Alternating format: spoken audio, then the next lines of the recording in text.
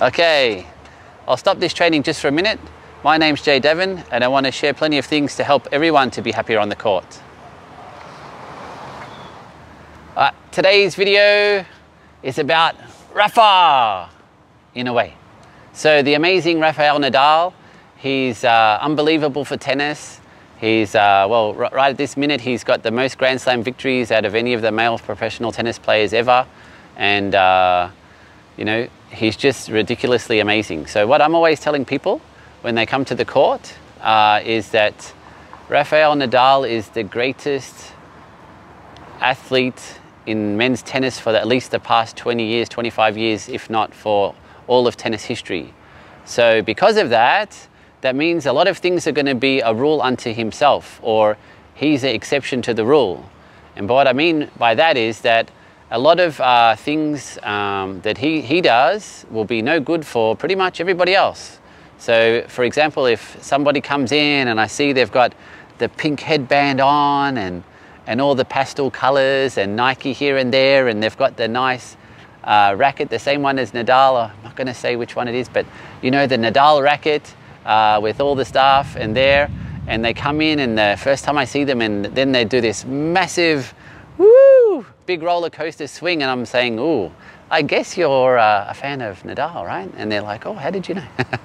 But the thing is that if you want to play like him, that means you need to stop, go away, go to the gym, train like mad, come back in maybe 10 years or another lifetime when you have his physique, and then you have a chance to do what he does, because to be able to do what he does is, like I said, totally one-off. And Nadal is the first person to tell everybody that he says, hey, I'm not an injured player, I'm a player who lives with injury.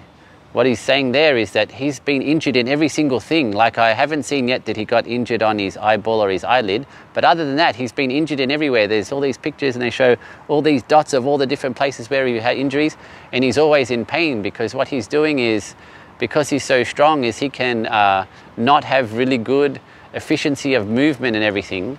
So that means that the stress and toll to his body and the loading is crazy. Also, of course, the way that he chooses to play is also unbelievable and amazing, because the guy, he doesn't get tired. He's like not a human. I tell everybody, all these players are having a big mistake, because when they're playing him, they keep thinking, hey, he's getting older, he's going to get tired. If you've been watching and you've been noticing, you know, like I'm doing all the time, trying to see all the little intricacies of what's going on in the matches that are so interesting, is actually as the game goes on, and you should be getting more tired, and maybe Nadal senses that personally the other person is getting a little bit tired, is he actually gets faster and more energetic and less tired. So trying to play him to get him tired out is totally no use, because it doesn't happen. It actually goes in reverse. You know, even in the Australian Open, when he was getting beaten by so far, is that in the speech afterwards, Daniil Medvedev is asking, he said, at one point while he's giving his speech, he just says, and he turns around to Nadal, he goes, can I just ask you, Rafa, do you ever get tired? And Nadal just shook his head and went like that. It's like, he was being honest again. He's saying, no, I don't. So forget about that. So, but that means all things that I'm bringing here is trying to give content that's interesting and unique and different and valuable to the viewers and the people that I'm on the court with, or people who are getting on the court around the world.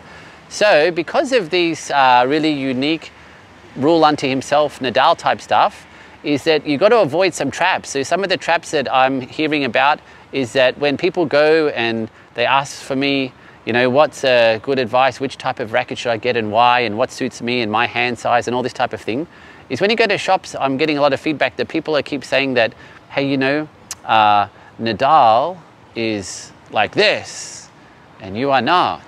Do you think that you need to have a heavier racket than Nadal? Do you think you are stronger than Nadal? So you have to be very careful, because like I said, a lot of things are unique unto himself. Is people playing off Nadal being bigger and stronger than you, and do you think you're better than Nadal for reasons for why should you not get a bigger grip size than Nadal? Why should you not have your racket strung heavier than Nadal does, because look at him compared to you? You need to be very aware. These things are definitely big traps. Don't fall for this stuff. Make sure you get what is unique and useful to you, what you want to have in your game, and not what he's doing with his game. Because by all reports and rumors, as far as I can tell, is it's being said that Nadal, you know, this big guy who's, you know, the best physique in men's tennis, like I joke with everybody all the time, is that if you look at Nadal and then you look at Djokovic and Federer, then really it should just be like when he plays with them, that he can just pick up one of these two little guys in each hand and throw them on a wall like a superhero movie, because he's that big and strong in comparison to them. But actually when they play, he's the one who's very defensive and playing the softer ball, lesser speed and more defensive style and doing all the scrambling and running. And these little players are the ones who are hitting the power and try to put him away and end the points and dictating the play. And Nadal's doing all the great fight and run. But he's not the one who's doing the overpowering or the assertive play. He's doing the very defensive and counter play. So his strength and all this type of thing, the ways he's using it is not efficient in terms of how much force is he getting in things. So all things that he does is going to be a lot different than what you want to do. So try to ignore these things. But from what I hear is that, and I don't know, I haven't asked him myself, it's true or not, they're saying that he uses a size 2 grip, which is actually quite small. So then people are saying, hey, if you think you're better than Nadal, there's no way you can have a size 3 grip because, you know, Nadal uses size 2. But if this is true, that would be a little bit of the contributing factor in why, if you notice, does he always have all these bandages on, all the ripped up skin on his hand all the time when he plays? If your racket is too small, the handle, or too big as well, just like if you get a chin-up bar and it's really small, it's hard to grab and get a purchase on and get a good grip on. Or if it's too big, then it's hard to also hold on to it. It's the same thing with the racket. So if he's using this really small one, then my belief is, from watching him all the time, he's a very superstitious person. I won't say what everybody else says, that he's OCD. I'll say he's a very superstitious person and a great person. That I think that maybe as he was starting to become very successful, that he was younger, he broke onto the stage really early, he was already winning Roland Garros when he's only 17 years old, that of course he wasn't fully grown yet, and hands and extremities are later than other parts.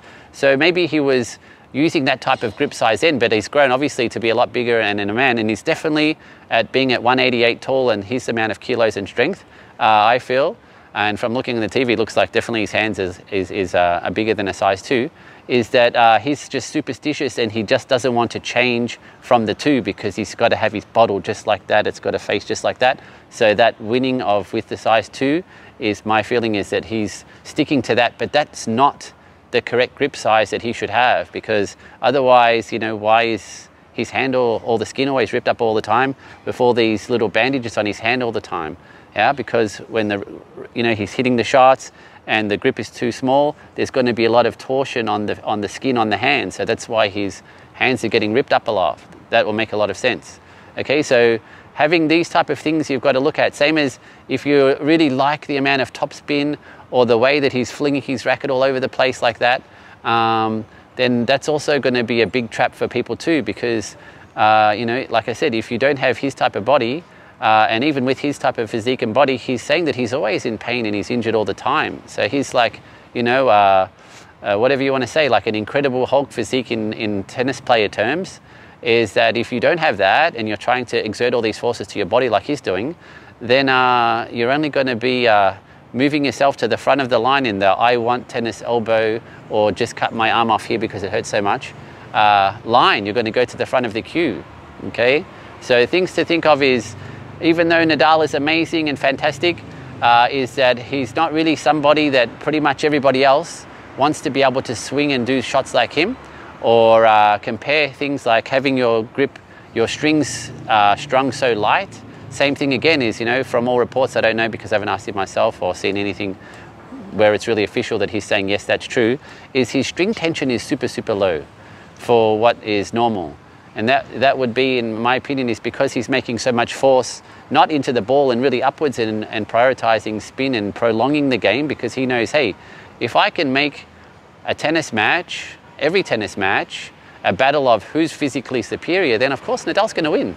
Unless he's totally beyond the point of pain and he's really injured and he's got something ripped up, is like he did at Wimbledon, have the ripped stomach muscle, is then he's definitely going to be, every time, the superior physical specimen on the court. So if he can prolong the game by slowing the ball down, making it loop, keeping lots of balls in play and keeping him out there doing a lot of shots and work hard, then that means he's going to win not the tennis match, or it is the tennis match, but he's basically just winning the physical battle, okay, because he's physically superior.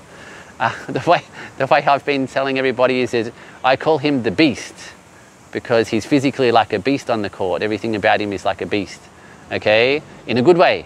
And all the other players, I call them the toothpicks, because they look a whole lot more like a toothpick compared to him.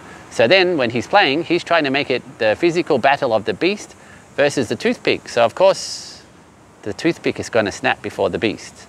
Yeah. So what we're looking at there is trying to make sure that even though he's fantastic, good to watch, I love his fight and his determination to get every point he possibly can and never give up till the end. Fantastic, fantastic, fantastic. But he is not somebody you want to role model your shots on. Is you don't want to be getting tricked into buying certain rackets or doing certain things because of what he does. As I was going to say, with the tension of the racket, that would make a lot of sense, is when you string the racket a lot looser, that means it's going to be more trampoline effect and give it a bit more pop or power to it. So when he's using a lot of racket movement upwards, then he's not getting a lot of forward propulsion. So that means having a looser string might give him that little bit more pop, because his racket is, doesn't want to be tight because he's not giving a lot to the ball. But that doesn't mean everybody else who plays doesn't want to prioritize control, because, like I'm always telling everybody in the court, once you play, whether it's for an hour and a half, whatever the agreed amount of time is, do they stop the game and go, okay, so after this amount of time, the person who hit the most RPM or revolutions of spin per ball on one particular shot was this guy or woman, so they win. Or, this particular player hit the fastest ball speed of this 1.5 hours, so they win. Or if one player gets the fastest hit and the other player gets the highest RPM of spin on one shot, then it's a draw. Oh dear, now what are we going to decide who wins or loses on? Well, what about the fastest spinner?